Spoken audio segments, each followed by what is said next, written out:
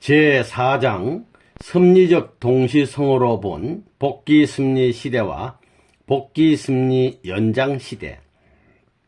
앞에서 이미 논술한 바와 같이 복귀승리의 목적은 결국 메시아를 위한 기대를 복귀하려는 데 있으므로 그 섭리가 연장됨에 따라서 그 기대를 복귀하려는 섭리가 반복되어 가는 것이다.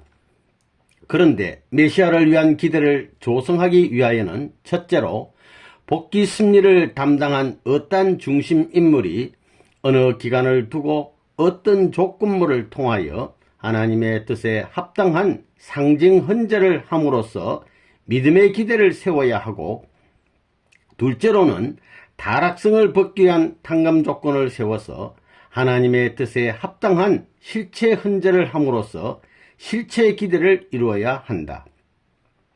그러므로 메시아를 위한 기대를 복귀하려는 섭리를 반복하여 온 복귀 섭리의 노정은 결국 상징 헌제와 실체 헌제를 탕감복귀하려는 섭리의 반복이었던 것이다. 따라서 메시아를 위한 기대를 복귀하기 위한 섭리 노정의 반복으로 형성되는 섭리적 동시성의 시대는 결국 위에서 말한 두 헌제를 탕감복귀하려 했던 섭리적인 사실로서 그 동시성이 형성되었던 것이다. 우리는 이제 이러한 원칙하에 각 섭리 시대의 성격을 살펴보기로 하자. 그런데 그 시대적 성격을 파악하기 위하여는 그 섭리를 담당했던 중심 민족과 그 중심 사료에 대한 이해가 필요하다. 그러므로 우리는 먼저 복귀 섭리를 이루어 나온 중심 민족과 그 사료를 상고해 보아야 하는 것이다. 인류 역사는 수많은 민족사로서 연결되어 왔다. 그런데 하나님은 그 중에서 어떤 민족을 특별히 택하셔서 메시아를 위한 기대를 조성하는 전형적인 복귀 섭리 노정을 걷게 하심으로써 그 민족으로 하여금 천륜의 중심이 되어 인류 역사를 향도하도록 이끌어 나오신 것이다. 이러한 사명을 위하여 택함받은 민족을 하나님의 선민이라고 한다. 하나님의 선민은 본시 메시아를 위한 가정적인 기대를 세운 아브라함의 후손으로서 이루어졌었다. 그러므로 아브라함으로부터 시작되는 복귀 섭리 시대의 섭리를 이루어 나온 중심 민족은 이스라엘 선민이었다. 따라서 이스라엘 민족서는 이 시대에 있어서의 복귀 섭리 역사의 사료가 되는 것이다. 그러나 이스라엘 민족은 예수님을 십자가에 내준 후부터 선민의 자격을 상실하게 되었다. 그러므로 이것을 예견하신 예수님은 일찍이 포도원의 비유를 말씀하시고 그 결론으로 하나님의 나라를 너희는 빼앗기고 그 나라의 열매 맺는 백성이 받으리라고 말씀하셨던 것이다. 그리고 또 바울도 아브라함의 혈통적인 후손이라고 해서 그들이 이스라엘이 되는 것이 아니라 하나님의 약속의 뜻을 받드는 백성이라야 이스라엘이 된다고 하였던 것이다. 사실상 예수님으로부터 시작된 복귀 섭리 연장 시대의 섭리를 이루어 나온 중심 민족은 이스라엘 민족이 아니라 그들이 따지 못한 하나님의 복귀 섭리를 계승한 기독교 신도들이었다. 따라서 기독교사가 이 시대의 복귀 섭리의 역사의 사료가 되는 것이다. 이러한 의미에서 구약시대의 아브라함의 혈통적인 후손을 제1 이스라엘이라고 한다면 신약시대의 기독교 신도들은 제2 이스라엘이 되는 것이다. 구약과 신약의 성서를 대조해 보면 구약 성서의 율법서, 역사서, 시문서, 예언서는 각각 신약 성서의 복음서, 사도행전, 사도서한, 요한계시록에 해당되는 것이다. 그런데 구약 성서의 역사서에는 제1 이스라엘의 2000년 역사가 전부 기록되어 있지만 신약 성서의 사도행전에는 예수님 당시의 제2 이스라엘의 역사만 기록되어 있다. 그러므로 신약 성서의 사도행전이 구약 성서의 역사서에 해당하는 내용이 되기 위하여는 예수님 이후 2000년간의 기독교사가 거기에 더 첨가되지 않으면 안 된다. 그러므로 기독교사는 예수님 이후에 복귀 승리 역사를 꾸미는 사료가 되는 것이다. 상기한 제1, 제2 두 이스라엘의 역사를 중심하고 동시성으로 이루어진 복귀 승리 시대와 복귀 승리 연장 시대를 이루고 있는 각 시대의 성격을 대조하여 봄으로써 사실상 인류 역사는 살아계신 하나님의 일관한 공식적인 섭리에 의하여 엮어져 왔다는 것을 더욱 명백히 이해할 수 있게 될 것이다. 제1절 애굽 고역 시대와 로마 제국 박해 시대. 노아로부터 아브라함까지 400년 사탄 분립 기간은 아브라함의 헌재 실수로 말미암아 사탄의 침범을 당하였으므로 이 400년 기간을 다시 상감복귀하기 위한 애굽 고역 시대에는 야곱과 그의 12자식을 중심한 70가족이 애굽으로 들어간 이래 그 후손들이 400년 동안 애굽에서 애굽인들에게 처참한 학대를 받았었다. 이 시대를 실체적인 동시성으로 상감복귀하는 로마 제국 박해 시대에 있었어도 이스라엘 선민들이 예수님을 산제물로 바치는 헌재에 실수하여 그를 십자가에 내줌으로써 사탄의 침범을 당하게 된 메시아 강림 준비 시대 400년의 사탄 분립 기간을 상감복귀하기 위하여 예수님을 중심한 12제자와 70문도 및 기독교 신도들이 로마 제국에서 400년 동안 처참한 박해를 당하지 않으면 아니 되었던 것이다. 애굽 고역 시대에 있어서는 제1 이스라엘 선민들이 할례를 하고 희생을 드리며 안식일을 지키면서 아브라함의 헌재 실수로 인하여 침범한 사탄을 분립하는 생활을 하였었다. 그러므로 로마 제국 박해 시대에도 제2 이스라엘 선민들이 성만찬과 세례를 베풀고 성도 자신들을 생축의 제물로 드리며 안식일을 지키는 것으로서 예수님을 십자가에 내줌으로 인하여 침범한 사탄을 분립하는 생활을 하지 않으면 아니 되었던 것이다. 애굽 고역 시대에 있어서 400년의 고역이 끝난 후에 모세는 3대 기적과 10재앙의 권능으로 바로를 굴복시키고 제1 이스라엘 선민을 인도하여 애굽을 떠나 가나안 땅으로 향하였다. 이와 같이 로마 제국 박해 시대에 있었어도 제2 이스라엘 선민들에 대한 4세기 동안의 박해가 끝난 후에 예수님은 심령적인 기적과 권능으로서 많은 신도들을 불러일으켰고 더 나아가 콘스탄티누스 대제를 감화시켜서 313년에 기독교를 공인하게 하셨으며 392년 데오도시우스 1세에 이르러서는 그처럼 극심한 박해를 하던 기독교를 국교로 제정하게 하셨었다. 이리하여 기독교인들은 사탄 세계에서 영적으로 가나안에 복귀하게 되었다. 그런데 율법에 의한 외적인 탕감 조건으로서 승리하시던 구약시대에 있어서는 모세로 하여금 외적인 기사와 권능으로서 바로를 굴복시켰지만 신약시대에는 말씀에 의한 내적인 탕감 조건으로 승리하시는 시대이기 때문에 심령적인 감화로서 역사하셨다. 애굽 고역 시대가 끝난 후 모세는 시나센에서 십계명과 말씀을 받음으로써 구약 성서의 중심을 세웠고 석판과 성막과 법궤를 받음으로써 제1 이스라엘 선민들이 메시아를 막기 위한 뜻을 세워 나아가게 되었던 것이다. 이와 마찬가지로 제2 이스라엘 선민들은 로마 제국 박해 시대가 끝난 후에 구약 시대의 십계명과 성막 이상을 영적으로 이루기 위한 말씀으로서 사도들의 기록을 모아 신약 성서를 결정하고 그 말씀을 중심한 교회를 이룩하여 가지고 재림주를 막기 위한 터전을 넓혀 나오게 된 것이다. 예수님 이후에는 예수님과 성신이 직접 성도들을 인도하셨기 때문에 그 이전 섭리 시대와 같이 어느 한 사람을 하늘 대신 전체적인 섭리의 중심 인물로 세우지는 않으셨다. 제2절 사사시대와 교구장제 기독교의 시대. 모세의 사명을 계승한 여호수아가 이스라엘 수민을 인도하여 가나안 땅에 들어간 후 온니엘 사사를 위시한 12사사에 이어 삼손, 엘리, 사무엘에 이르기까지 도합 15사사가 이스라엘을 지도하였던 400년간을 사사시대라고 한다.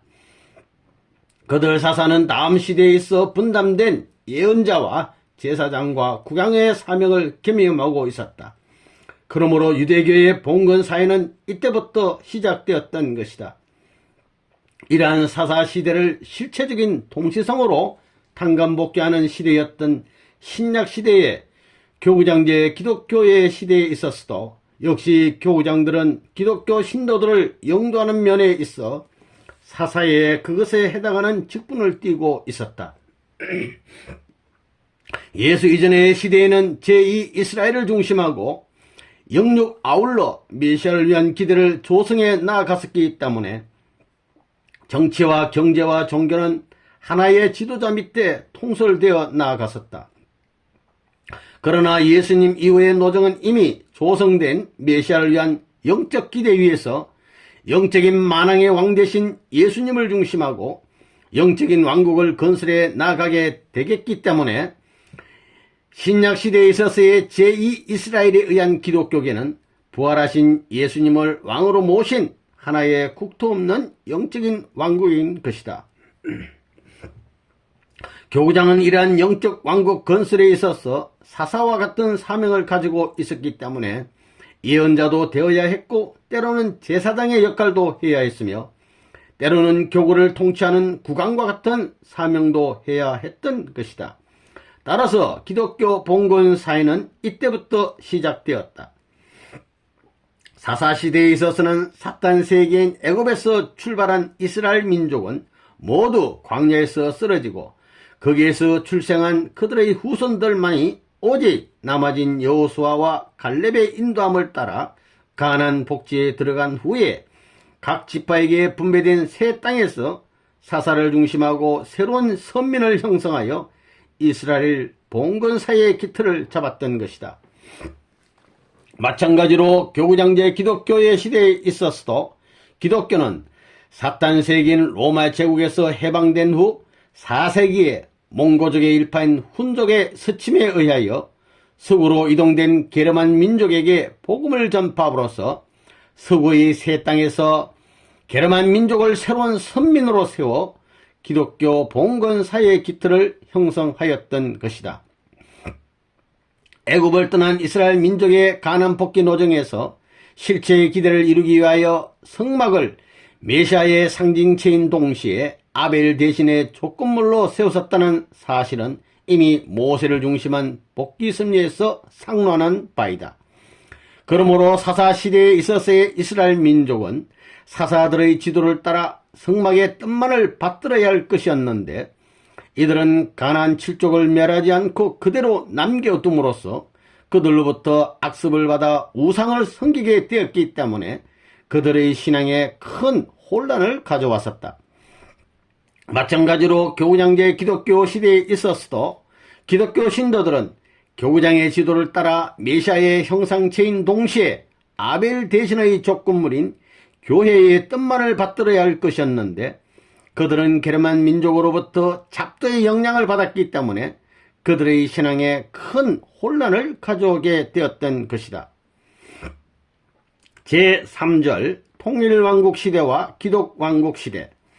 통일왕국 시대에 들어서면서 사사가 제1 이스라엘을 영도하던 시대는 지나가고 하나님의 명령을 직접 받는 예언자와 성막이나 성전을 받드는 제사장과 백성을 통치하는 국왕이 정립하여 복귀 섭리의 목적을 중심하고 각자의 지도자적인 사명을 수행해야 했던 것이다. 그러므로 이 시대를 실체적인 동시성으로 탕감복귀하는 기독왕국 시대에 있었어도 교구장이 제2 이스라엘을 영도에 나아가던 시대는 지나고 예언자에 해당하는 수도원과 제사장에 해당하는 교황과 백성을 통치하는 국왕이 복귀 섭리의 목적을 중심하고 제2 이스라엘을 지도해 나가야만 했던 것이다. 당시 기독교는 예루살렘, 안디옥, 알렉산드리아, 콘스탄티노플, 로마 등의 5개의 교구로 분립되어 있었다. 그 중에서도 가장 우위에 있었던 로마 교구장은 다른 교구를 통할하는 위치에 있었으므로 특히 그를 교황이라고 부르게 되었었다. 이스라엘 민족이 애굽에서 해방되어 나오던 때에 모세의 성막 이상은 통일왕국 시대에 이르렀어야 비로소 국왕을 중심한 성전 이상으로 나타나 왕국을 이루었었는데, 이것은 장차 예수님이 실제 성전으로 오셔서 만왕의 왕이 되어 왕국을 건설하실 것의 형상노정이었던 것이다.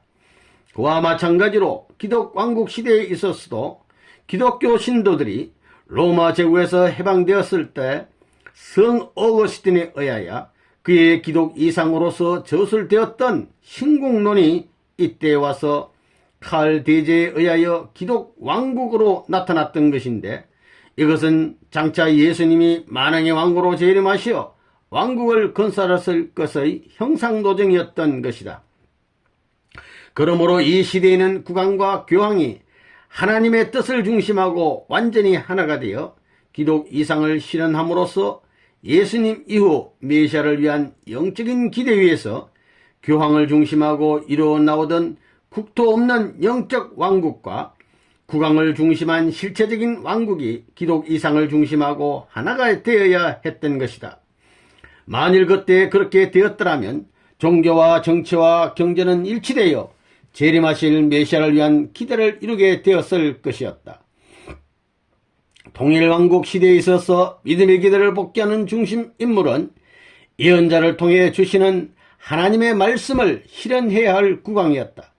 예언자나 제사장은 하나님의 말씀을 대신하여 나서기 때문에 그 시대에 있어서 아벨의 입장에 서게 된다. 그러나 복귀 승리 노정에 있어서 그는 어디까지나 영계를 대신하여 천사장의 입장에서 실제 세계를 복귀해야 되었기 때문에 국왕이 설 수 있는 영적인 터전을 마련하고 왕을 축복하여 세운 후에는 그 앞에 가인의 입장에 서지 않으면 아니 된다.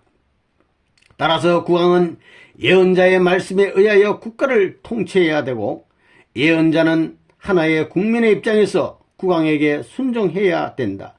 그러므로 이 시대에 있어서의 믿음의 기대를 복귀하는 중심 인물은 국왕이었던 것이다. 사실 아브라함으로부터 800년 되던 때에 예언자 사무엘은 하나님의 명을 받들어 사울에게 기름을 부어 축복함으로써 그를 제1 이스라엘 선민의 첫 왕으로 세웠던 것이다. 사울왕이 사사시대 400년 기대 위에서 그의 재위 40년을 뜻맞게 세웠더라면 그는 애국 고육 400년과 모세의 바로 궁중 40년을 탕감복귀한 입장에 설 수 있었기 때문에 그는 40일 사탄 분립 기대 위에서 믿음의 기대를 세울 수 있었을 것이었다. 따라서 사울이 이 기대 위에서 메시아의 형상체인 성전을 건축하고 그것을 받들었더라면 그는 모세가 제1차 민족적 가나안 복귀에 실패하지 않고 성공하여 성전을 건축하고 그것을 받던 것과 같은 입장에 설 수 있었던 것이다.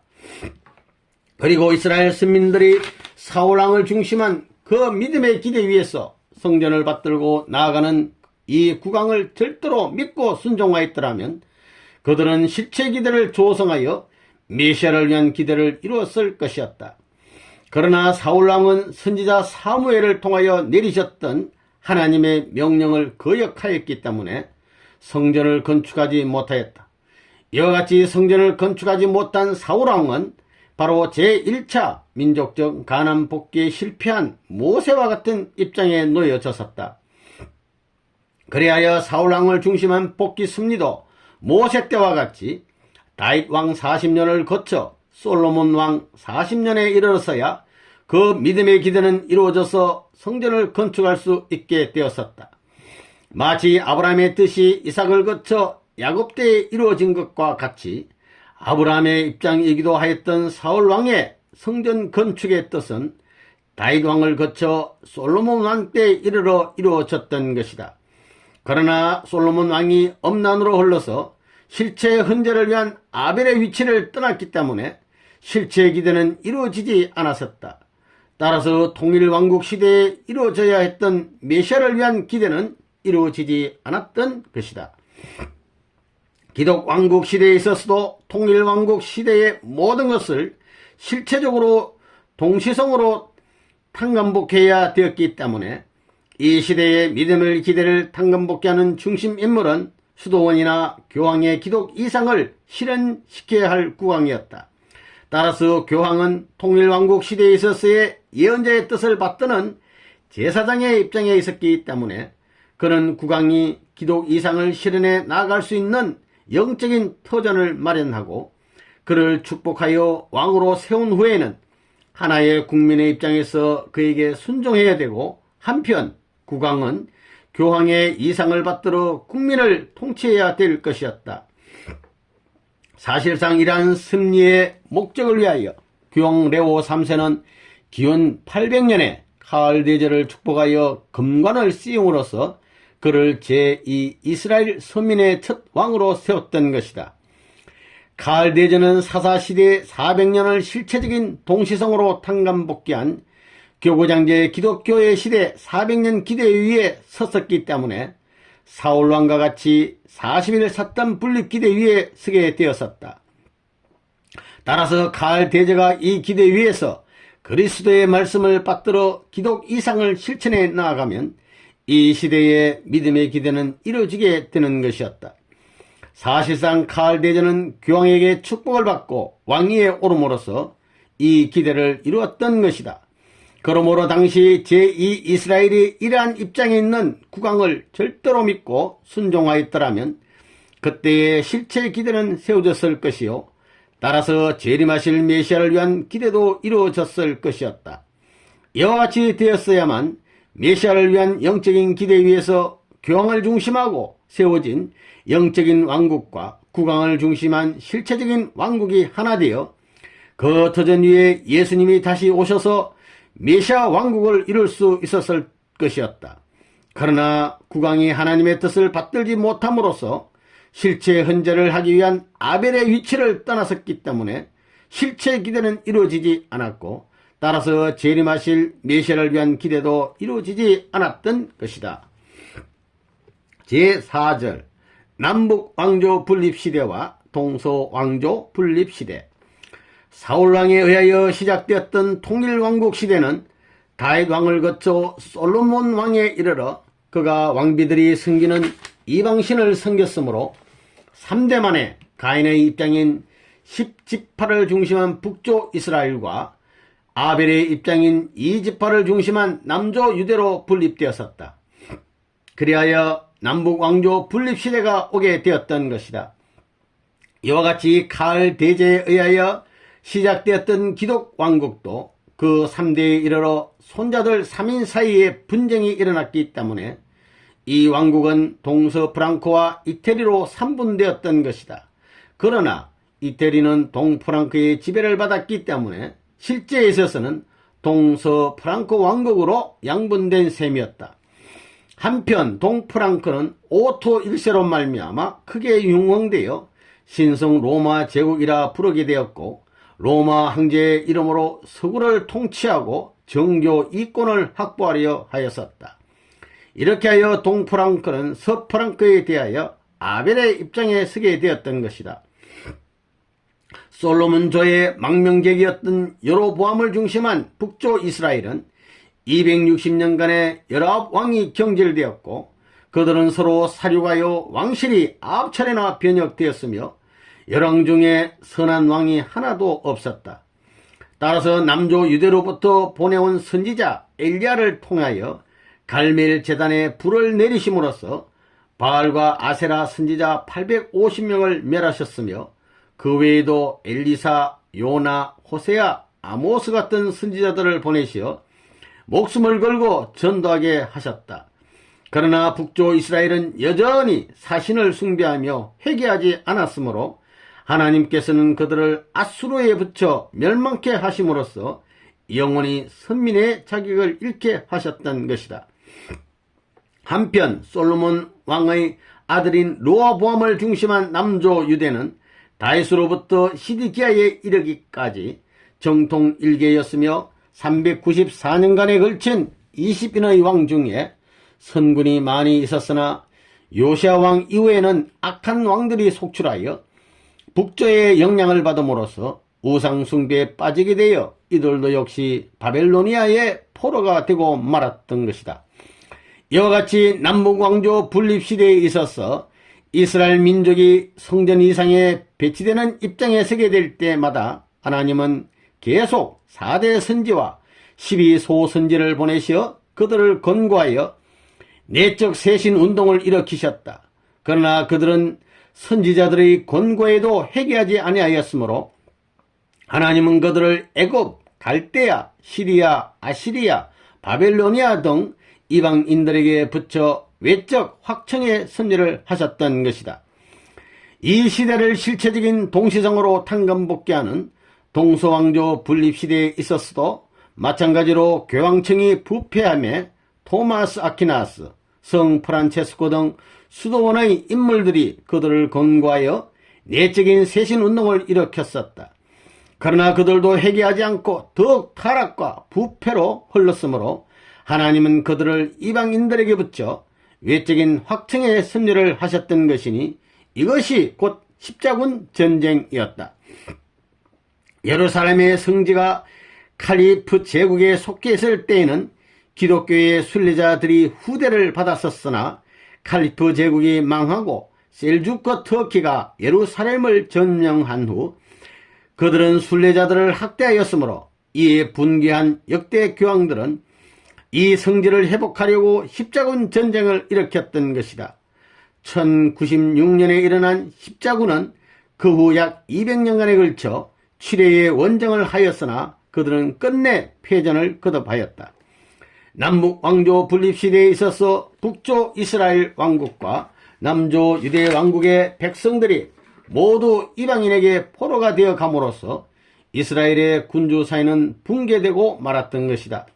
이와 마찬가지로 동서왕조 분립시대에 있어서도 십자군이 이교도에게 패하여 교황권의 그 권위와 신망을 완전히 잃게 되자 국민정신은 그 중심을 잃게 되었다.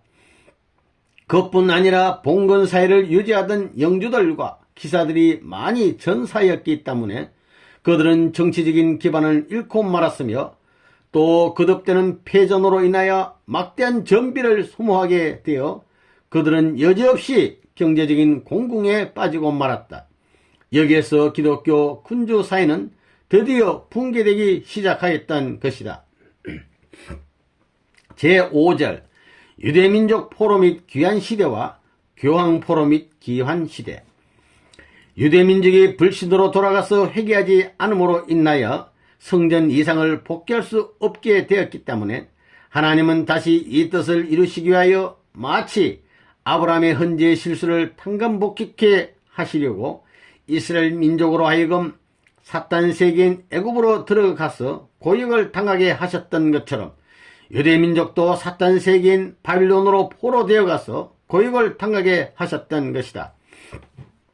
이와 마찬가지로 이미 위에서 논한 바와 같이 하나님이 기독 왕국 시대를 세우신 것은 교황과 국왕을 중심하고 재림하실 메시아를 위한 기대를 조성하여 그 기대 위에 메시아로 재림하시는 만왕의 왕에게 그 나라와 왕위를 인계해 드림으로써 메시아 왕국을 건설하기 위함이었다. 그러나 국왕과 그를 실체 기대의 중심인물로 세우기 위한 영적인 기대를 조성해야 할 교황들이 부패한 가운데서 끝내 회개하지 않았으므로 그들은 재림하실 메시아를 위한 기대를 조성하지 못하였다. 이에 하나님께서는 이 기대를 복귀하기 위한 새로운 섭리를 하시기 위하여 교황으로 하여금 포로가 되어 고역을 당하게 하셨던 것이다. 전에 여호야김 왕을 비롯하여 다니엘과 기타 왕족들 그리고 정부 대신과 관리와 공장 등 많은 유대인들이 바빌로니아 왕 느부갓네살에게 포로로 잡혀갔던 70년 기간이 있었고 페르시아가 바벨로니아를 멸하고 고레스 왕이 조서를 내려 그들을 해방시킨 후 3차에 걸쳐 고향으로 귀환하여 선지자 말라기를 중심하고 메시아를 위한 준비를 하는 민족으로 세워질 때까지의 140년 기간이 있었다. 이 시대를 실체적인 동시성으로 탕감복귀하는 교황 포로 및 귀환 시대에 있어서도 이와 같은 노정을 걸어야 했었다. 교황과 성녀들은 그들의 부도덕으로 말미암아 점차로 국민들의 신망을 잃어버리게 되었고, 그 위에 십자군 전쟁의 패함으로 인하여 교황의 권위는 땅에 떨어지게 되었었다. 한편 십자군 전쟁 이후 봉건제도가 몰락되고 근대 국가가 성립되자 점차로 왕권이 신장되면서 교황과 국왕과의 충돌은 격화되었던 것이다. 그리하여 교황 보니파키우스 8세는 불왕 필립 4세와 충돌되어 일시에 그에게 금고를 당하는 데까지 이르렀던 것이다. 그 후 일대를 지나서 1305년에 교황으로 피선된 클레멘스 5세는 1309년에 교황청을 로마로부터 남불의 아비뇽으로 옮겼고, 거기에서 70년간 역대의 교황들은 불황의 구속을 받으면서 포로와 같은 생활을 하게 되었었다. 그 후 교황 그리고리우스 11세는 1377년 로마로 귀환하였다. 그가 서간 후에 추기경들은 이태리의 바리의 감독 울바누스 6세를 교황으로 선출하였다. 그러나 불인이 다수였던 추기경들은 오래지 않아 울바누스를 배척하고 따로이 클레멘스 7세를 교황으로 선출하여 남불 아비뇽에 또 하나의 교황청을 세우게 되었었다. 이 분리는 다음 세기에 이르러 개혁회의에서 해결될 때까지 계속되었다. 즉 1409년에 추기경들은 이태리의 피사에서 회의를 열어 분리되어 온 두 교황을 모두 폐위시키고 알렉산더 5세를 정당한 교황으로 임명하였다. 그러나 폐위된 두 교황이 이에 불복함으로써 일시 3인의 교황이 정립하게 되었었다. 그 후 다시 감독과 대감독 외에 신학자, 왕후, 사절 등 많은 참석자로서 콘스탄스 대회를 개최하여 3인의 교황을 일제히 폐위시키고 다시 마르티누스 5세를 교황으로 선출하였다. 이와 같이 하여 교황 선출의 권한을 추기경들로부터 빼앗아 로마 교회의 지상권을 주장하던 이 회의로 옮겼다. 이 회의는 그 후 스위스 바젤에서 로마 교회 기구를 입헌 군주제로 할 목적으로 열렸었다. 그러나 교황은 회중들의 이러한 주관성을 좋지 않게 생각하고 이 회의에 참석하지 않았을 뿐만 아니라 그것을 유해시키려고까지 하였다. 그래도 교황당 이외의 의원들은 교회를 강행하였으나 1449년에 저절로 해산되고 말았다.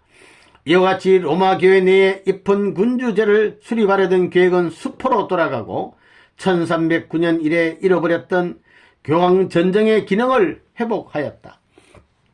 14세기의 제회의 지도자들은 평신도들을 대표로 세우고 이 회의에 최고의 권한을 부여함으로써 부패한 교황과 성녀들을 제거하려 하였었다. 그러나 교황권은 그들의 유수 전과 같은 입장으로 돌아갔을 뿐만 아니라 위클리프나 후수 같은 개혁 정신을 가진 지도자들을 극형에 처하게 되었으므로 이때부터 프로테스탄트 종교 개혁 운동은 싹트기 시작하였다는 것이다. 이와 같이 교황이 1309년으로부터 70년간 남불 아비뇽에 유수되었다가 3교황으로 분립되었던 노정을 거쳐 다시 로마 교회를 중심한 교황 전정으로 복귀된 후 1517년에 루트를 중심하고 종교 개혁이 일어날 때까지의 약 210년간은 유대민족이 바벨론에 70년간 포로되었다가 3차에 걸쳐 예루살렘으로 귀환하여 말라기를 중심하고 정교의 쇄신을 일으킬 때까지의 210년간을 실체적인 동시성으로 탄감복귀하는 기간이었던 것이다. 제6절 메시아 강림 준비 시대와 메시아 재강림 준비 시대. 이스라엘 민족은 바벨론 포로에서 예루살렘으로 돌아온 후 메시아 강림 준비 시대 400년을 지나서야 예수님을 맞았다. 그러므로 이것을 탄감복귀하기 위하여는 기독교 신도들도 교황이 아비뇽의 포로 생활에서 로마로 돌아온 후 메시아 재강림 준비시대 400년을 지나서야 재림 예수님을 맞을 수 있는 것이다. 40일 사탄 분립기간으로 믿음의 기대를 복귀하기 위한 섭리가 계속적인 사탄의 침범으로 인하여 연장을 거듭하여 내려왔던 아담 이후 4000년의 복귀 섭리 역사의 종적인 탕감 조건을 이 역사의 최종적인 한 시대에 횡적으로 탕감 복귀하기 위하여 메시아 강림 준비 시대가 있었다. 그러므로 이 시대를 실체적인 동시성으로 탕감 복귀하기 위하여는 아담으로부터 6000년 복귀 섭리 역사의 종적인 탕감 조건들을 이 역사의 최종적인 한 시대에 횡적으로 탕감 복귀하기 위한 메시아 재강림 준비 시대가 없어서는 아니 되는 것이다. 바빌론 포로에서 돌아온 이스라엘 민족은 느부갓네살 왕에 의하여 파괴되었던 성전을 신축하고 또 말라기 선지의 영도에 의하여 사신을 숭배하던 과거의 죄를 회개하면서 율법을 공부하고 신앙의 쇄신운동을 일으킴으로써 믿음의 기대를 복귀해 나왔었다. 이와 마찬가지로 교황이 로마로 귀환한 후에 중세 기독교인들은 루터 등을 중심하고 종교의 개혁운동을 일으켜 중세 암흑시대의 암문을 뚫고 새로운 복음의 빛을 따라 신앙의 새로운 길을 개척함으로써 믿음의 기대를 복귀해 나왔던 것이다. 야곱이 하란에서 가나안으로 귀환하여 애굽으로 들어갈 때까지 약 40년 준비 기간을 형상적인 동시성으로 탕감복귀하는 시대가 메시아 강림 준비 시대였다. 그리고 이 시대를 다시 실체적인 동시성으로 탕감복귀하는 시대가 메시아 재강림 준비 시대인 것이다. 따라서 이 시대의 모든 기독교 신도들은 마치 애굽에서 요셉을 만날 때까지의 야곱 가정이나 또 예수님을 맞을 때까지의 이스라엘 민족과 같이 가전 파란과 고난의 길을 걷지 않으면 아니 된다. 복귀 섭리 시대는 율법과 제사 등의 외적인 조건으로 하나님에 대한 신앙을 세워 내려오던 시대였으므로 메시아 강림 준비 시대에 있었을 제1 이스라엘은 페르시아, 히랍, 애굽, 시리아, 로마 등의 이방에 속방되어 외적인 고난의 길을 밟았던 것이다. 그러나 복귀 섭리 연장 시대는 예수님의 말씀을 중심한 기도와 신앙의 내적인 조건으로 하나님에 대한 신앙을 세워나온 시대이므로 메시아 재강림 준비 시대에 있었을 제2 이스라엘은 내적인 순환의 길을 걷지 않으면 아니 된다. 곧 이 시대는 문의 부흥의 주도 이념인 인문주의와 그에 따라 일어난 계몽사조 그리고 종교 계획에 따라 부러지게 된 신앙의 자유 등에 의한 영향으로 말미암아 종교와 사상의 일대 혼란을 일으키게 되어 기독교 신도들은 말할 수 없는 내적인 시련을 당하게 되는 것이다. 이와 같이 예수님의 강림을 위한 400년 준비 시대를 실체적인 동시성으로 탕감복귀하기 위하여 그의 재림을 위한 400년 준비 기간이 있게 된 것인데 우리는 여기에서 메시아를 맞기 위한 준비 기간인 이 두 시대에 대해서 각각 그 시대적인 배경과 환경이 어떻게 조성되었던가 하는 것을 알아보기로 하자.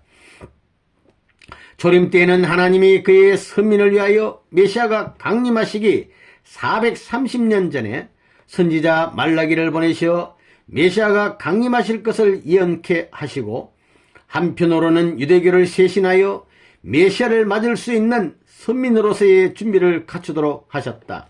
한편 이방인들 간에 있어서는 이와 거의 동시대에 인도의 석가 모니로 하여금 인도교를 발전시켜 불도의 새로운 터전을 개척게 하셨고 히랍에서는 소크라테스로 하여금 헬라 문화를 개척게 하셨으며 또 동양에서는 공자로 하여금 유교로서 인륜도덕을 세우게 하시는 등 각각 그 지방과 그 민족에 적응되는 문화와 종교를 세우시어 장차 오실 메시아를 맞이하는 데 필요한 심령적인 준비를 하게 하셨던 것이다.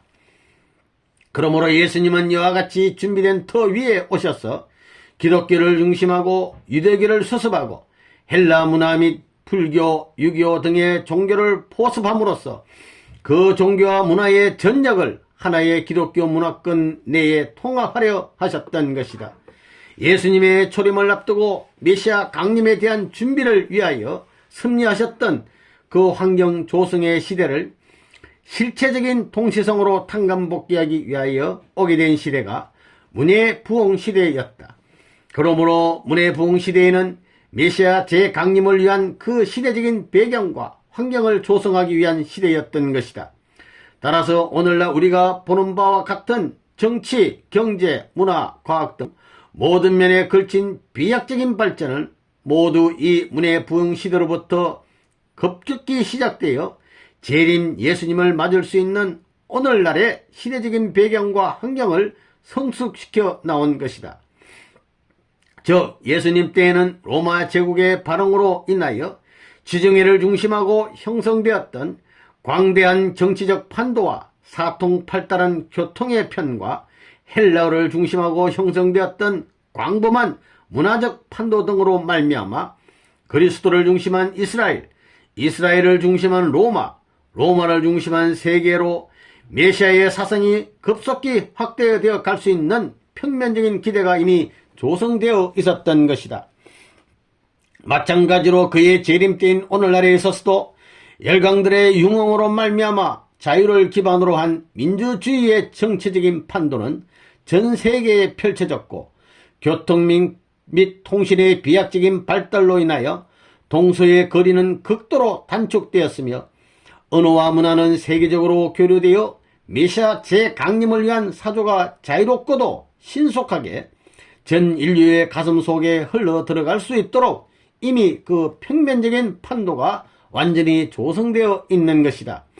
따라서 메시아가 재림하시면 그의 진리와 사상을 급속도로 전파하여 단실 내에 세계화시키는 데 이것이 그대로 적호한 평면적 기대가 되어지리라는 것은 두말할 것도 없다.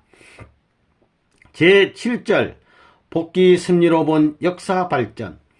창조 원리에서 이미 논한 바와 같이 지상 천국은 완성한 사람 하나의 모양과 같은 세계인 것이다. 따라서 타락된 세계는 타락한 사람 하나의 모양을 닮은 것이라고 볼 수 있다. 그러므로 우리는 타락한 사람 하나의 생활을 살펴봄으로써 인류 제약사의 전체적인 움직임을 엿볼 수 있는 것이다.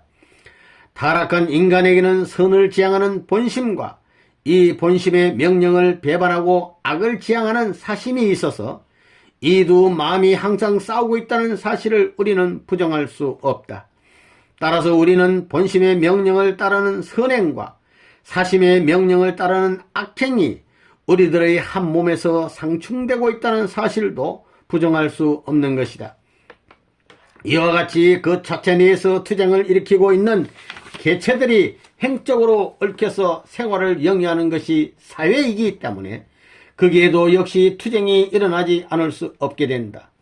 그런데 이와 같이 투쟁으로 얽혀진 사회생활이 시간의 흐름을 따라 종적으로 변전되어 내려온 것이 바로 인류 역사이므로 이 역사는 필연적으로 투쟁과 전쟁으로 엮어지지 않는 것이 않을 수 없게 되는 것이다. 그러나 인간은 본심과 사심의 집요한 싸움 가운데서 악을 물리치고 선을 따르려고 부단히 노력을 하고 있다. 따라서 그의 행동도 점차 악행을 버리고 선을 향해 나아가는 방향을 취하게 되는 것이다. 타락된 인간에게도 이와 같이 선을 지향하는 본심의 작용이 있기 때문에 그들은 하나님의 복귀 섭리에 대응하여 선의 목적을 이루어 나아가게 되는 것이다. 따라서 이러한 인간들에 의하여 엮어져 내려온 역사는 선악이 교착되는 와중에서도 악을 물리치고 선을 지향해 내려온 것이 사실이다. 그러므로 역사가 지향하는 종국적인 세계는 바로 선의 목적이 이루어진 천국이 아닐 수 없는 것이다. 그렇기 때문에 투쟁이나 전쟁은 선의 목적을 이루기 위하여 선과 악을 분립해 나온 하나의 과정적인 현상이기도 하다는 사실을 우리는 알아야 한다. 그러므로 싸움의 결과가 일시 악의 승리로 돌아간다 하더라도 결국에는 그 악의 결과로 인하여 역사는 보다 더 큰 선의 목적을 이루어 나아가는 승리 노정으로 바꿔지게 되는 것이다. 이러한 견지에서 우리는 인류 역사가 하나님의 복귀 승리에 의하여 부단히 선과 악의 분립 역사를 되풀이하면서 선을 지향하고 발전하여 나왔다는 사실을 알게 된다. 그런데 인간이 사탄과 혈연관계를 맺음으로 말미암아 사탄은 타락된 인간을 중심하고 장차 하나님이 이루시려는 것과 같은 형의 세계를 앞장서 이루어 나왔었기 때문에 결과적으로 인류 역사는 원리형의 비원리 세계를 형성하여 나온 것이다.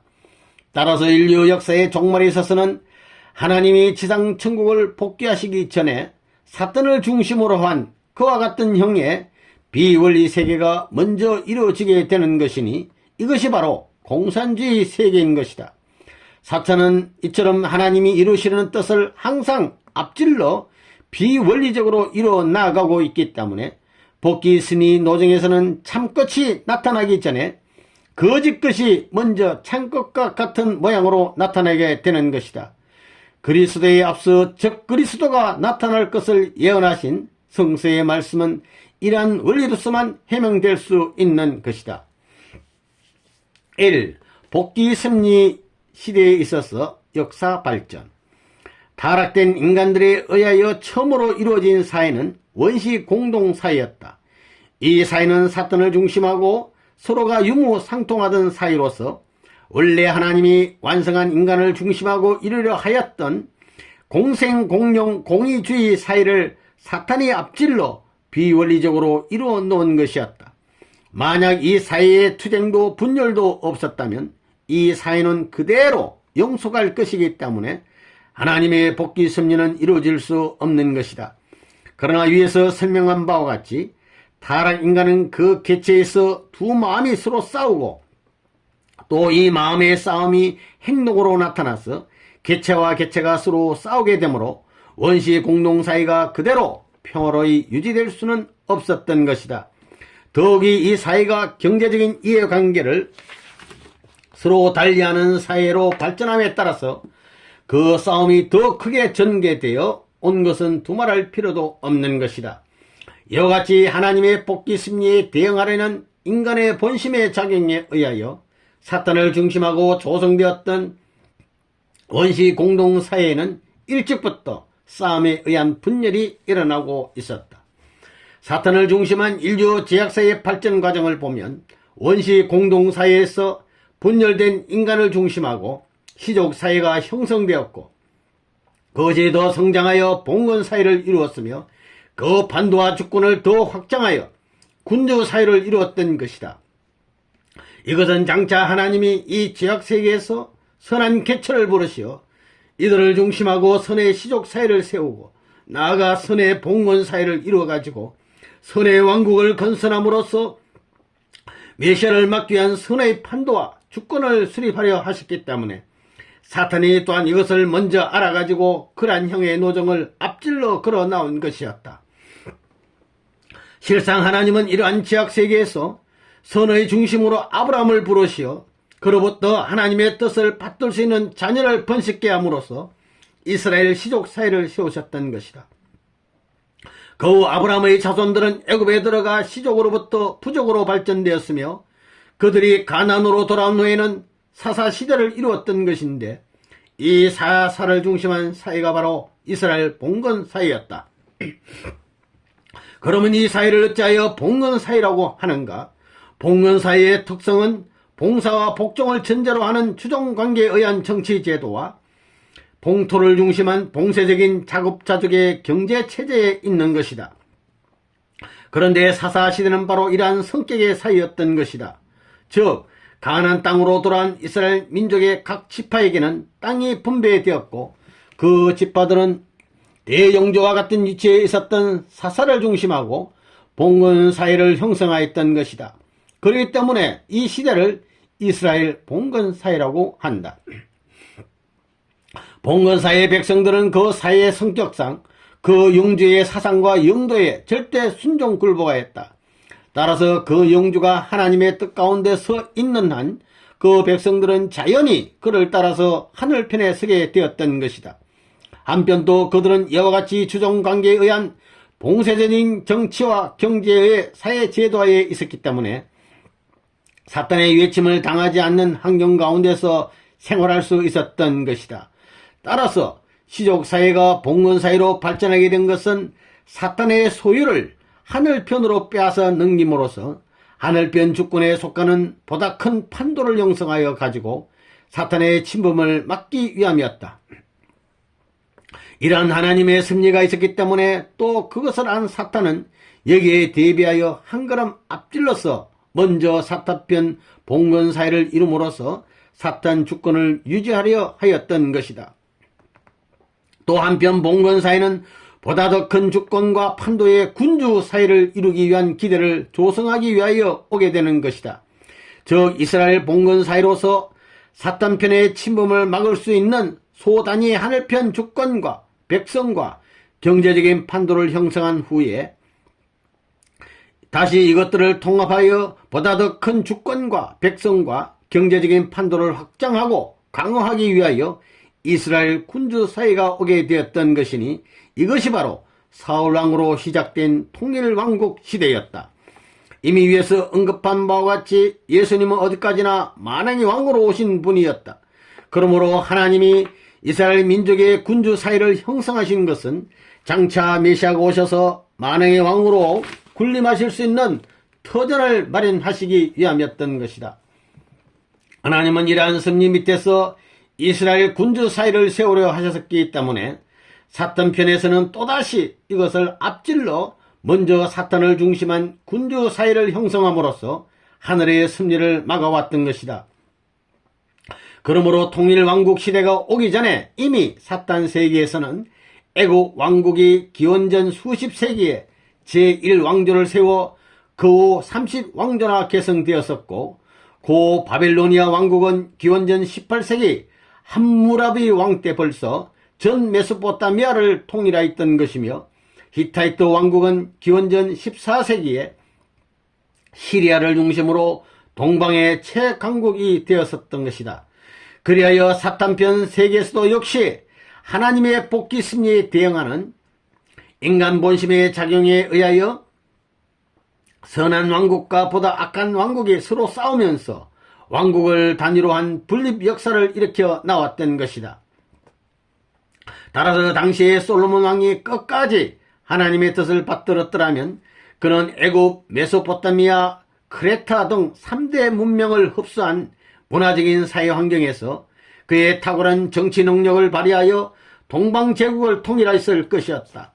나아가서는 메시아의 이상을 실현할 수 있는 세계적인 판도를 형성하였을 것이었다. 그러나 솔로몬 왕의 타락으로 말미암아 하나님은 이 군주사회를 붕괴시키는 섭리를 하시지 않을 수 없었던 것이다.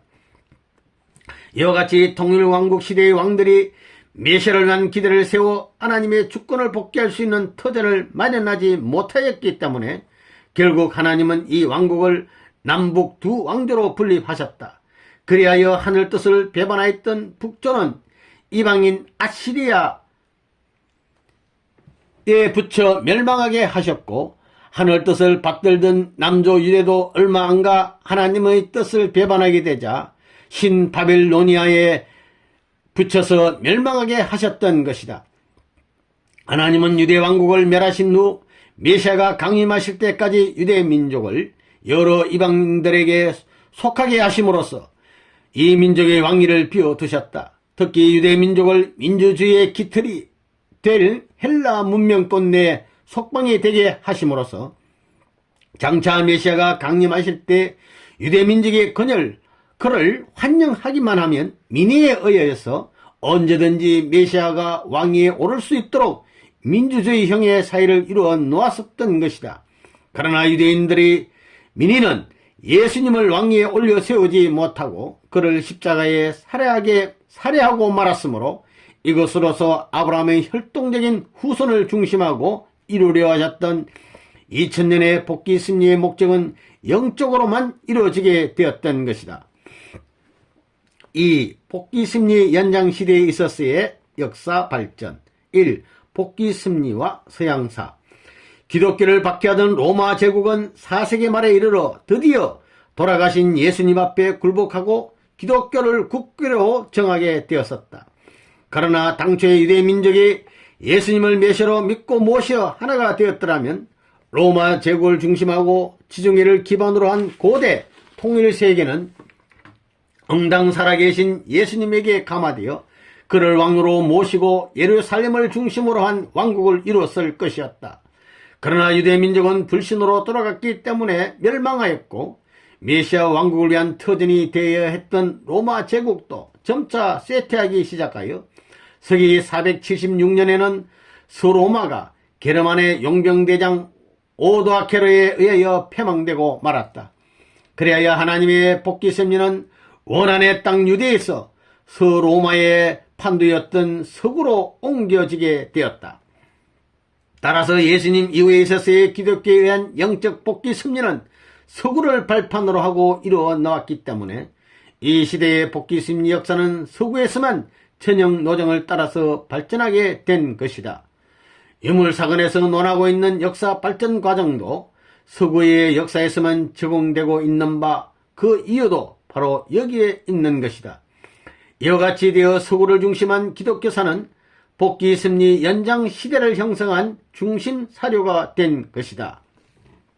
이 종교사와 경제사와 정치사의 상호관계, 하나님의 인간으로 하여금 유영무영 두 세계를 주관하도록 하시기 위하여 육신과 영인체의 두 부분으로서 인간을 창조하셨다 하면 이미 창조 원리에서 논술되었다. 그러므로 인간이 타락되지 않았더라면 그의 영인체와 육신이 함께 성장하여 완성됨으로써 영육 양면의 지성이 동시에 지상의 육신 생활 가운데서 완전한 조화를 이루었을 것이다. 그러나 인간은 타락됨으로 인하여 영육 양면의 무지에 빠지게 되었었다. 여기에서 인간의 영적인 무지는 종교에 의하여, 그 육적 무지는 과학에 의하여 개발되어 나왔던 것이니 이에 관하여는 이미 전편 제3장 제5절 1에서 논하였다. 그런데 영적인 무지는 종교로서 타락 인간 가운데 잠재해 있는 그 본심을 불러일으킴으로써 그들이 보이지 않는 원인적인 세계를 찾아 나아감에 따라 점차 개발되어 왔다. 그러나 종교는 누구나 다 긴절한 필요성을 느끼는 것이 아니기 때문에 영적인 면의 개발은 어느 특수한 인간에 있어서는 비약적이기도 하지만 일반적으로는 대단히 완만한 것이다. 이것은 종교가 세계적으로 보편화되어 있는 오늘에 있어서도 영적인 면에서는 고대인이나 대차 없는 인간들이 많이 있다는 사실로서 미루어 알 수 있다. 그러나 이와는 반대로 육적인 무지는 누구나 인식할 수 있는 결과의 세계, 즉 자연계에 대한 것을 과학적으로 탐구하는 것으로서 개발되어 왔다. 그리고 과학은 현실을 타개하는 것이기 때문에 누구에게나 기묘하다. 그러므로 육적인 무지에 대한 개발은 급진적이면서도 보편적이다. 이렇듯 찾아가는 대상이 종교에 있어서는 보이지 않는 원인의 세계이므로 초현실적인 것인데 반하여 과학에 있어서는 보이는 결과의 세계, 즉 물질 세계로서 현실적인 것이기 때문에 지금까지 종교와 과학은 이론적으로 타협할 수 없는 것으로 상충되어 왔다. 그뿐 아니라 비조세계의 주권을 갖고 있는 사탄이 현실 생활을 통하여 인간에게 침범하는 관계로 지금까지 종교의 길은 현실을 버리지 않고는 갈 수 없는 것으로 생각되어 왔기 때문에 현실을 추구하는 과학과 서로 조화될 수 없었던 것은 당연하다. 다음 장 제1절에서 상세히 논급하겠거니와 하나님이 원래 인간의 외적인 육신을 먼저 창조하시고 다음으로 내적인 영인체를 창조하셨기 때문에 재창조 원칙에 의한 복귀 섭리도 외적인 것에서 내적인 것으로 복귀해가는 과정을 밟게 된다. 이러한 섭리적 원칙으로 보더라도 과학과 종교가 서로 조화될 수 없는 발전 과정을 밟아온 나온 것은 사실이다. 이러한 부조화는 종교와 경제와의 관계에 있어서도 또한 마찬가지이다. 그것은 경제도 역시 과학과 같이 현실 세계에 속하는 것으로서 더욱이 과학의 발달과 밀접한 관계를 가지고 발전하는 것이기 때문이다. 이러한 관계로 인하여 하나님의 내적인 섭리에 의한 종교사와 그 외적인 섭리에 의한 경제사는 그 발전에 있어서 서로 방향과 진도를 달리하지 않을 수 없었던 것이다. 그러므로 이와 같이 하나님의 복귀 섭리의 전형 노정을 밟아온 서구에 있어서의 역사 발전을 섭리적인 면에서 파악하기 위해서는 기독교사와 경제사를 따로 갈라가지고 고찰해 보지 않으면 아니 된다. 그런데 종교와 과학이 그러하듯이 종교와 경제도 타락 인간의 내 양면의 생활을 각각 분담하여 복귀해야 될 사명을 가지고 있기 때문에 그것들이 전혀 관계없이 발전할 수는 없는 것이다. 그러므로 종교와 과학 그리고 종교와 경제는 그 발전 과정에 있어서 서로 상충적인 면을 지니면서도 우리의 사회생활과 결부되어 각각 기독교사와 경제사를 형성해 온 것이다. 그러면 그것들은 우리의 사회생활과 어떻게 결류될 수 있었던가? 그것은 바로 정치에 의해서였다. 기독화했던 서구에서였기 때문에 더 그러하다. 서구에 있어서의 정치는 급진적인 과학의 발달에 따르는 경제발전과 복귀 심리의 뚜렷한 방향을 잡지 못하고 헤맸던 기독교의 움직임을 사회생활 가운데서 조화시키는 방향으로 나아가지 않을 수 없었기 때문에 그의 정치사는 종교와 경제를 조화시키려는 또 하나의 새로운 방향으로 나아가게 되었던 것이다. 따라서 복귀 심리를 위한 역사 발전을 정확하게 파악하기 위하여는 정치사도 역시 별도로 고찰하지 않을 수 없게 된다.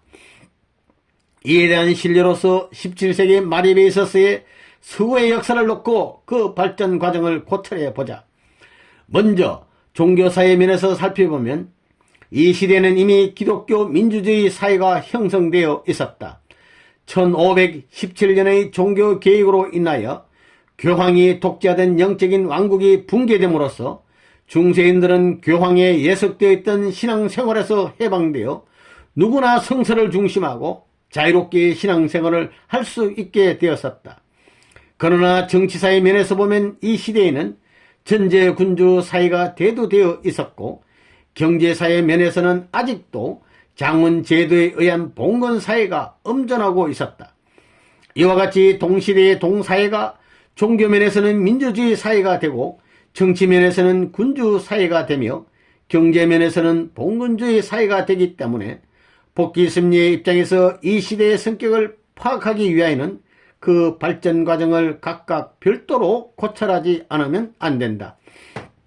그러면 복귀 심리 시대에 있어서의 역사 발전은 어찌하여 그러한 과정을 밟아 나오지 않았는가 하는 것을 우리는 알아야 할 것이다. 고대 사회에 있어서는 과학의 발달이 거의 정돈 상태에 있었기 때문에 경제 발전도 역시 그러하였다. 아직도 생활 양식이 분화되기 전인 구약시대의 이스라엘 민족은 지도자들의 명령에 의하여 엄격한 율법을 추종하는 주종관계의 사회 제도하에서 단순한 생활을 하고 있었기 때문에 그들의 종교 생활은 곧 그들의 사회 생활이었던 것이다. 따라서 당시에는 종교와 정치와 경제가 분립된 발전을 할 수 없었던 것이다. 3. 시족사회. 그럼 우리는 여기에서 복귀심리 연장시대에 있어서의 종교와 정치와 경제 등의 각 부면으로 본 역사 발전은 어떻게 되었는가 하는 것을 알아보기로 하자. 사탄을 중심한 원시 공동사회는 하나님의 복귀 섭리에 대응하는 인간의 본심의 작용에 의하여 분열되어 그 중에서 하나님의 뜻을 따르는 인간이 분립됨으로써 하늘편 시족 사회가 형성되었다 하면 이미 위에서 밝힌 바 있다. 이와 마찬가지로 예수님을 살해한 유대민족은 이미 사탄편 계열로 전락되었기 때문에 하나님은 그 사회를 그대로 두시고는 복귀 섭리를 할 수 없으셨던 것이다. 따라서 하나님은 이 사회를 분열시켜 그 가운데서 독실한 기독교 신도들을 부르시어 그들을 중심하고 기독교 시족 사회를 세우셨던 것이다. 구약시대에 있어서 야곱의 12자식을 중심한 70가족이 이스라엘 시족 사회를 형성하여 섭리 노정을 출발했던 것과 같이 신약시대에 있어서는 예수님을 중심한 12제자와 70문도가 기독교 시족 사회를 형성하여 섭리 노정을 출발했던 것이다. 기독교 시족 사회는 원시 기독교 사회였기 때문에 그때는 아직도 정치나 경제에 있어서의 어떤 제도가 필요하지 않았던 시대였다. 따라서 이 시대는 종교와 정치와 경제가 분립된 발전을 할 수 없었다. 기독교 시족 사회는 주정의를 기반으로 한 고대 통일세계 안에서 로마 제국의 극심한 박해를 받아가면서 번성하여 기독교 부족 사회를 형성하는 데 이르렀다. 그리고 4세기 후반으로부터 시작되었던 민족들의 대이동에 의하여 소로마 제국은 드디어 476년에 쇠망하였고, 그 판도 안으로 이동해 온 게르만 민족에게 기독교가 침투됨으로써 그들을 중심하고 광범한 기독교 사회가 이루어졌던 것이다. 4. 봉건사회. 역사의 발전 과정에 있어서 시족사회 다음에 오는 것은 봉건사회인 것이다. 그리하여 소로마 제국의 멸망을 전후하여 왕권이 쇠매지고 국가가 무질서한 상태에 빠졌을 때 봉건사회는 형성되기 시작했던 것이다.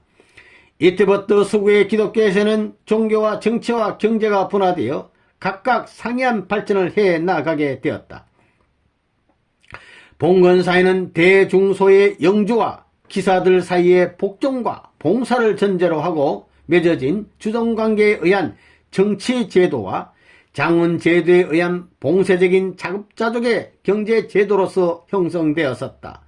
국토는 많은 영주들에 의하여 분할되었고 국왕은 사실상 영주 중의 하나였으므로 국왕의 권력도 지방분권적이었다. 영주들은 상부로부터 언대지를 토지로 분배받아 그들의 독립영지를 이루고 그 안에서 재판권까지 행사하였었다. 따라서 이 영지는 그의 국가 권력을 떠난 사령이나 다름없었다. 이렇게 되어진 사령을 장원이라고 한다. 자장농의 하민들이 주권자들의 보호를 받기 위하여 자기의 소유지를 영주 또는 사원에 기정하고 그 토지를 다시 언대지로서 대여받아서 된 장원도 있었다. 이와 같이 되어 장원은 전국에 퍼져 있었던 것이다. 최하급의 기사는 하나의 장원을 할애받아 영주에게 사병으로서 종사하였지만 국왕이나 영주는 수백 수천의 장원을 소유하였던 것이다. 종교면에서도 그것은 기독교를 중심하고 위에서 논한 봉건사회와 동일한 방향으로 발전하게 되었으니 이것을 기독교 봉건사회라고 한다. 즉 교구장, 대주교, 주교는 대중소의 영주에 해당하는 지위를 가지고 있었고 국왕이 영주 중에 하나였던 것과 같이 교황도 교구장 중에 하나였다. 여기에도 절대적인 주종관계에 의한 종교적인 정치제도가 있었고 주교들은 신자들로부터 기정된 봉토를 가지게 되어 그들은 봉건적 계급층들 중에서 유력한 지위를 가지고 있던 영주들이기도 하였다. 다음으로 경제면에서 이 시대를 고찰하여 본다면 이 시대는 고대 노예제도에서 장훈제도로 옮겨진 시대였다. 따라서 평민들이 이때부터 토지를 소유할 수 있게 되었던 것이다. 그리하여 이 시대의 토지제도에 의한 신분은 대체로 지주, 자장농, 농노, 노예 등의 4계급으로 갈라져 있었다. 이와 같이 하나님은 게르만 민족을 새로운 선민으로 교화하여 봉건사회를 수립함으로써 쇠망한 서로마의 터전에다 종교와 정치와 경제의 삼면으로 소단위의 하늘편 판도를 강화하여 장차 하늘편 왕국을 건설하기 위한 터전을 마련할 수 있게 되었던 것이다. 5. 군주사회와 제국주의 사회. 역사의 발전 과정에 있어서 봉건사회 다음에 오는 것은 군주사회인 것이다. 그러면 이때의 서구에 있어서의 정치면에서는 본 군주사회는 어떻게 형성되었는가? 서구에 이동된 게르만 민족이 세웠던 국가들은 모두 그 존립기간이 짧았으나 동프랑크만큼은 프랑크 왕국만은 오랫도록 존속되었다. 프랑크는 서게르만의 한 부족이었는데 그가 메로빙 왕조를 세운 후 기독교와 결합하고 로마 문명을 흡수하여 서구에다 게르만적 로마풍의 세계를 이루었던 것이다. 이 왕조가 몰락한 후 칼 마르텔은 서침한 아라비아인을 물리쳐 세력을 폈고 그의 아들 피핀은 카롤링 왕조를 세웠다. 피핀의 아들 칼 대제는 일찍부터 성 어거스틴의 신국론을 숭상하였었는데 왕위에 오르자 그는 어거스틴의 신국론을 국가 이념으로 하는 군주 국가를 세우려 하였던 것이다. 그리하여 카를 대제는 중부 유럽을 통일하고 민족 대이동으로 혼란된 서구를 안정시켜서 강력한 프랑크 왕국을 확립하였었다. 다음으로 종교면에 있어서 기독교 봉건 사이에 뒤따라온 기독교 군주 사이는 메시아를 위한 영적 기대 위에서 교황을 중심하고 세워졌던 국토 없는 영적 왕국 사이였다. 그리고 교황 레오 3세가 기원 800년에 카를 대제를 축복하고 그에게 황제의 관을 수여하여 천적인 기업을 상속함으로써 교황을 중심하고 이루어진 영적인 왕국과 정치적으로 형성된 프랑크 왕국이 하나 되어 기독 왕국을 이루었던 것이다. 기독 왕국 시대는 구약 시대의 통일 왕국 시대와 동시성의 시대였다. 이처럼 봉건 시대에 뒤따라 기독 왕국 시대가 왔던 것은 봉건 사회를 통합함으로써 더 큰 하늘편의 주권과 백성과 판도를 형성하기 위함이었다. 따라서 위에서 이미 논한 바와 같이 천사장의 입장에서 실제 세계를 복귀하기 위한 터전을 마련해 온 교황은 국왕을 축복한 후에 가인의 입장에서 그에게 순종하고 또 국왕은 교황의 이념에 따라 메시아 사상을 실현하기 위한 정치를 하여 기독 왕국을 완전히 하나님의 뜻 가운데 세웠더라면 이 시대가 바로 메시아를 맞을 수 있는 말세가 될 것이었다. 이렇게 되어 그때까지 서로 타협을 보지 못하고 상충되어 왔던 종교와 과학을 하나의 과제로 완전히 해결할 수 있는 진리가 나왔더라면 그때가 바로 종교와 정치와 경제가 하나의 이념을 중심하고 완전히 일치된 방향으로 발전함으로써 이 터전 위에서 재림하실 메시아를 위한 기대는 이루어졌을 것이었다. 그렇기 때문에 기독 왕국 시대가 옴으로써 봉건 시대는 그때 완전히 끝나야만 할 것이었다. 그러나 교황이나 국왕들이 모두 하나님의 뜻을 벗어나게 됨에 따라서 카를 대제의 본래의 이상을 실현할 수 없게 되었기 때문에 완강한 봉건 제도의 기틀은 무너지지 않고 그 오랫도록 종송하게 되었다. 따라서 종교와 정치와 경제가 여전히 서로 분립됨으로써 교황을 중심한 영적인 왕국과 국왕을 중심한 실체적인 왕국도 여전히 분립되어 상충적인 입장을 취하게 되었었다. 이와 같이 되어 카를 대제는 원숙한 봉건 제도의 터전 위에 왕국을 건설하였으나 그 장벽을 무너뜨릴 수 없었기 때문에 그는 실상 일개 대영주의 입장에 불과하였다. 기독 왕국이 이렇듯 재림하시는 메시아를 맞을 수 있는 왕국을 이루지 못하였기 때문에 봉건 제도는 점점 더 강화되어 정치면에서의 봉건 계급 사회는 전제 군주 사회가 일어날 때까지 전성하였다.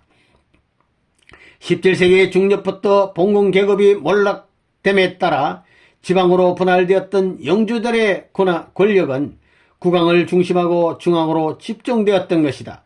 그리하여 왕권 신수설을 정치 이념으로 하고 군림한 국왕은 절대 권한을 가지게 되었다.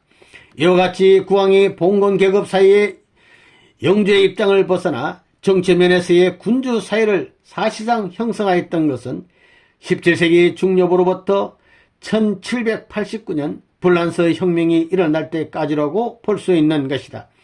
다음으로 종교사의 입장에서 본 기독교 군주사회의 기초는 어떠하였던가? 이 시대의 교황들은 하나님의 뜻 가운데 서지 못하고 세속화하였기 때문에 그들은 심령적인 면에서 쇠퇴길을 밟아가게 되었었다. 더구나 십자군 전쟁의 패함으로 말미암아 교황의 위신은 땅에 떨어졌고 한편 또 교황이 남불 아비뇽에 유수됨으로써 그들은 허명무실한 입장에 떨어지게 되었었다.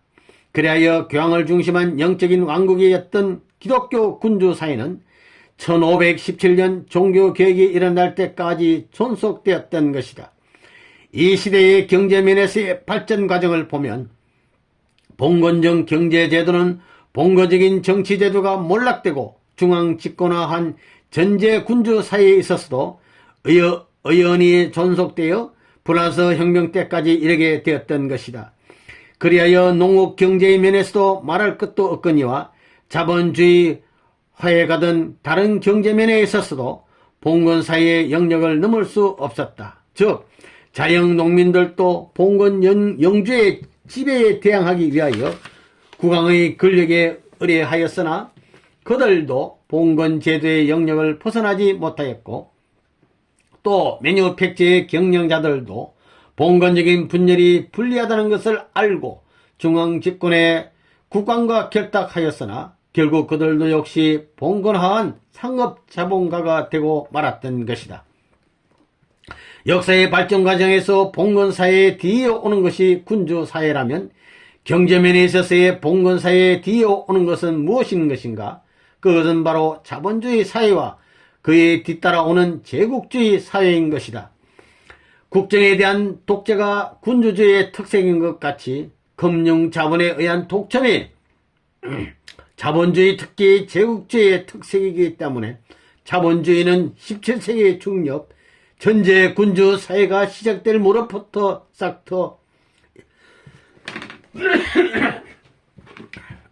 싹이터 영국의 산업혁명기로부터는 점차 원숙기로 들어가게 되었던 것이다. 이처럼 자본주의 사회가 오게 된 것은 봉건적인 경제제도에 의하여 확보된 소단위 경제 기대를 더 큰 기대로 확립하기 위함이었다. 그리고 더 나아가 세계적인 경제 기대를 복귀하기 위하여 자본주의는 제국주의 단계로 이행하게 되었던 것이다. 여기서 다시 기억해야 될 것은 하나님의 복귀 섭리의 전형 노정은 서구를 중심하고 형성되었다는 것이다. 따라서 여기에서 논하는 제국주의도 서구를 중심하고 전개된 것을 지칭하는 것이다. 서구에서 팽창된 제국주의 사상은 서구의 각 기독교 국가로 하여금 제1차 세계대전을 전후하여 지구의 전역에 걸쳐 식민지를 획득하게 하였다. 이렇게 되어 세계는 급진적으로 기독교 문화권으로 들어오게 되었던 것이다. 6. 민주주의와 사회주의. 군주주의 시대에 뒤이어온 것은 민주주의 시대였다. 그런데 군주주의 시대가 오게 되었던 이유는 이미 위에서 밝힌 바와 같이 장차 메시아를 왕으로 모실 수 있는 왕국을 건설하기 위함이었다. 그러나 이 시대가 그러한 사명을 다하지 못하였으므로 하나님은 이 사회를 깨뜨리고 메시아의 왕국을 재현을 위한 새로운 섭리를 하시기 위하여 민주주의를 세우신 것이다. 민주주의는 주권을 인민에게 둠으로써 인민이 그 민의를 따라 인민을 위한 정치를 하는 주의를 말한다. 따라서 민주주의는 메시아 왕국을 건설하시려는 하나님의 뜻을 벗어난 군주주의의 독재를 깨뜨리고 메시아를 왕으로 모시기 위한 복귀 섭리의 목적을 이룰 수 있는 새로운 정치 제도를 세우려는 데 그 목적이 있는 것이다. 인간은 역사가 흐름에 따라 복귀 섭리의 시대적인 혜택을 받아서 그 심령이 점차 밝아지게 되므로 이 섭리에 대항하는 인간의 본심은 자기도 모르게 종교를 찾게 되고 또 종교를 찾는 그 본심은 결국 하나님이 최종적인 종교로 세우시고 섭리하시는 기독교를 찾게 되는 것이다. 오늘날 세계가 하나의 기독교 문화권을 형성해 가고 있는 원인은 실로 여기에 있다. 그러므로 역사가 종말에 가까워 갈수록 민의는 점차 기독교적으로 흘러갈 수밖에 없으며 이러한 민의에 따르는 민주정체도 또한 기독교적으로 변해하지 않을 수 없게 된다. 이와 같이 되어 기독정신으로 원숙한 민주정체의 사회로 메시아가 재림하시면 그는 민의에 의하여 하나님의 주권을 지상에 세워 지상천국을 복귀할 수 있게 되는 것이다. 그러므로 민주주의는 결국 사타편의 독재를 없이하고 재림하시는 예수님을 중심한 하나님의 주권을 민의에 의하여 복귀하시려는 최종적인 섭리에서 나온 주임을 알아야 한다. 그리하여 18세기 말입에 이르러 전제 군주주의에 대항하여 일어난 민주주의는 영미와 불란스에서 민주주의 혁명을 일으켜 군주사회를 붕괴하고 민주사회의 기초를 확립하였다. 우리는 위에서 역사 발전의 관점에서 민주주의를 고찰하였거니와 히브리 사상과 헬라 사상의 심리적인 흐름으로 본 민주주의에 대해서는 다음 장으로 미루기로 한다. 다음으로 종교면에서의 역사 발전 과정에 있어서도 1517년 종교개혁으로 인하여 교황을 중심한 국토 없는 영적인 왕국이 붕괴된 후에 기독교 민주주의 시대가 왔다. 기독교 민주주의는 종교개혁을 일으킴으로써 교황이 독재하여 내려오던 영적인 왕국을 붕괴시켰다. 원래 교황을 중심한 이 왕국은 위에서 이미 논한 바와 같이 교황이 국왕과 하나 되어 재림하실 메시아를 맞을 수 있는 왕국을 이루어야 할 것이었다. 그런데 교황이 이 사명을 다하지 못하였기 때문에 마치 전제 군주 사이의 독재적인 주권을 깨뜨리기 위하여 민주주의가 나오게 되었던 것과 같이 하나님의 뜻을 벗어난 교황의 독재적인 주권을 깨뜨리기 위하여 기독교 민주주의가 나오게 된 것이다. 따라서 종교개혁 이후에는 교황이나 승리를 통하지 않고 각자가 성서를 중심하고 자유롭게 하나님을 찾아갈 수 있는 기독교 민주주의 시대가 오게 되었던 것이다. 이와 같이 종교면에 있어서도 신도들이 어디에도 예속되지 않고 자유의지에 의하여 신앙길을 찾아갈 수 있는 시대로 들어왔다. 이리하여 기독교 민주주의는 장차 메시아가 어떤 형태로 재림하신다 하더라도 그를 자유롭게 찾아갈 수 있는 기독교적인 사회 환경을 조성할 수 있게 되었다.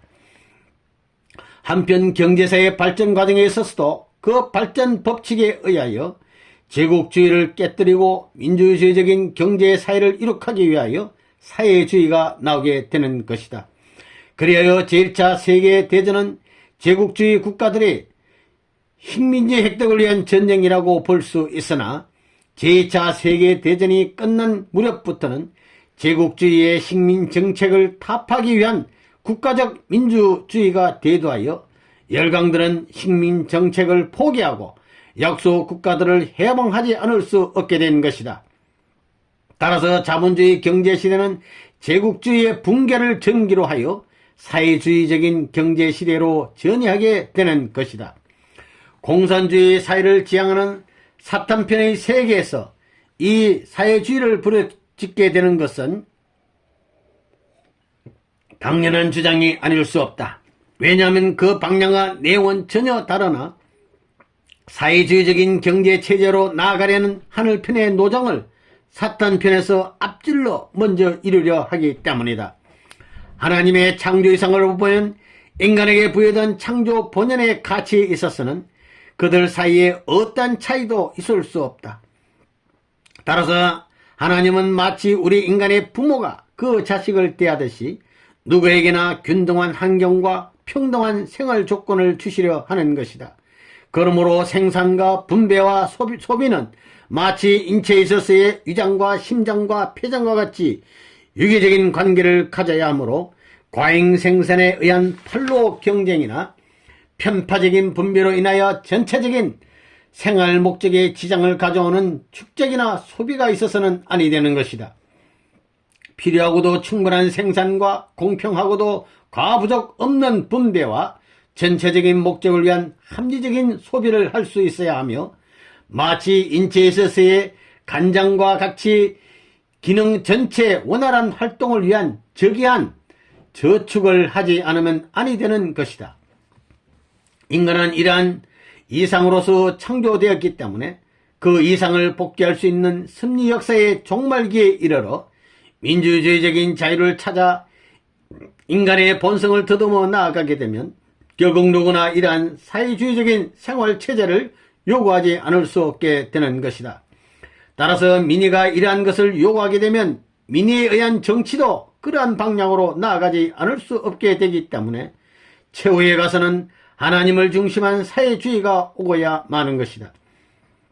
고대 기독교 사회에서도 우리는 사회주의적인 사상을 찾아볼 수 있고 16세기 영국의 토마스 모의 유토피아 사상도 이러한 사회주의적인 것이었으며 한편 또 영국의 산업혁명기에 일어났던 오웬의 인도주의에 입각한 사상도 그러했으며 또는 19세기에 들어오면서 영국의 킹슬리의 기독교 사상에 의하여 가톨릭 사회주의와 프로테스탄트 사회주의 등이 나오게 되었던 것은 모두 창조 이상을 지향하는 인간 본성의 자연적인 발로에서 일어났던 것이라고 보지 않을 수 없는 것이다. 7. 공생, 공룡, 공의주의와 공산주의. 하나님의 복귀심리의 시대적인 혜택은 사탄의 침범으로 말미암아 발휘할 수 없게 되었던 인간의 창조 본성을 개발하여 나아가므로 인간은 이와 같은 창조 본성의 욕구에 의하여 자기도 모르게 하나님의 창조 이상의 세계를 동경하고 그것을 찾아 나아가게 되는 것이다. 따라서 하늘편의 사회주의 사회를 지향하는 인간의 본심은 마침내 공생공룡 공의주의를 부러져서 하나님의 창조 목적을 완성한 이상 세계를 이루는 데까지 나아가지 않을 수 없는 것이니 이 세계가 바로 재림하시는 예수님을 중심한 지상 천국인 것이다. 사탄은 하나님의 섭리를 앞질러 먼저 이루어 나아가는 것이므로 사탄 편에서는 먼저 유물사관에 입각한 소위 과학적 사회주의를 부러져서 공산주의 세계로 나아가는 것이다. 그들은 이러한 역사 발전관에 입각하여 인류 역사는 원시 공산 사회에서 다시 공산주의 사회로 돌아간다고 주장하고 있으나 그 원인은 전혀 모르고 있다. 하나님은 인간을 창조하시고 그에게 지상 천국의 실현을 약속하셨던 것이므로 인간과 혈연관계를 먼저 맺은 사탄이 타락 인간을 중심하고 원리형의 비원리 세계를 먼저 이루어 나아가는 것을 허락하시지 않을 수 없는 것이다. 그래야 하나님이 복귀하시려는 지상 천국을 사탄이 앞질러 이루어 놓은 원리형의 비원리 세계가 바로 공산세계인 것이다. 마치 군주주의의 정치적인 독재를 막고 그 주권을 인민의 것으로 돌리려는 데서 민주주의가 나오게 된 것과 같이 국가의 재산이 어느 특수한 개인이나 계급의 독점을 당하는 제국주의적인 경제체제를 타파하고 인민들이 그것을 균등하게 향유할 수 있는 경제체제를 수립하기 위하여 사회주의를 거쳐서 하늘편 세계에서는 공생, 공룡, 공의주의를 지향하고 사탄편에서는 그것을 앞질러 먼저 공산주의를 지향하는 것이다. 따라서 사회주의는 진정한 민주주의적 경제사회를 이루기 위하여 나오게 되는 것이다. 우리는 위에서 서구를 중심하고 이루어진 복귀심리 역사가 종교사와 정치사와 경제사의 3면으로 분립되어 각각 공식적인 노정을 통하여 발전하여 나왔다는 사실을 밝혔다. 그러면 이것들이 어떻게 하여서 서로 동일한 역사 노정에서 융합되는 섭리 역사로 종교를 지어 재림 이상의 터전을 마련할 수 있게 될 것인가? 이미 위에서 우리는 인간의 영육 양면의 무지를 타개하기 위한 종교와 과학이 하나의 과제로서 해결되지 않았기 때문에 역사 발전이 3분으로 발전하여 왔다는 것을 밝혔다. 따라서 이렇게 3부문연으로 발전해 온 역사가 하나의 이상을 실현하는 초점으로 귀결되기 위하여는 종교와 과학을 완전히 통일된 하나의 과제로서 해결해 줄 수 있는 새로운 진리가 나와야 한다. 그리고 이러한 진리에 입각한 종교에 의하여 온 인류가 하나님의 심정에 귀일함으로써 하나의 이념을 중심한 경제의 기대 위에 창조 이상을 실현하는 정치 사회가 이루어질 것이니 이것이 바로 공생, 공룡, 공의주의에 입각한 메시아 왕국인 것이다.